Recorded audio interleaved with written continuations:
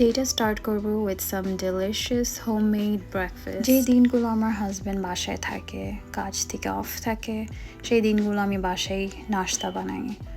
আর পরোটা তো মাস্ট। আমি যেভাবে পরোটা বানাই, তেল খুবই পরিমাণ মতন দিই, ধরতে গেলে তেল দেই না, জাস্ট গলানোর সময় একটু তেল দেই, তারপর ভাজার সময় হালকা বাটার ব্রাশ করে নিই 2 সাইডে।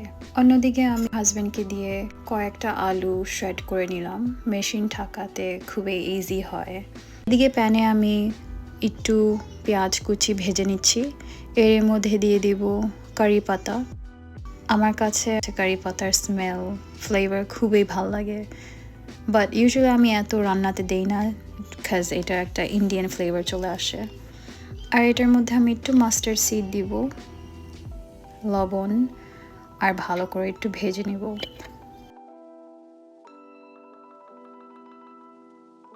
অল্প করে একটু হলুদ দিব, তারপর শ্রেডেড আলুগুলো দিয়ে দিব।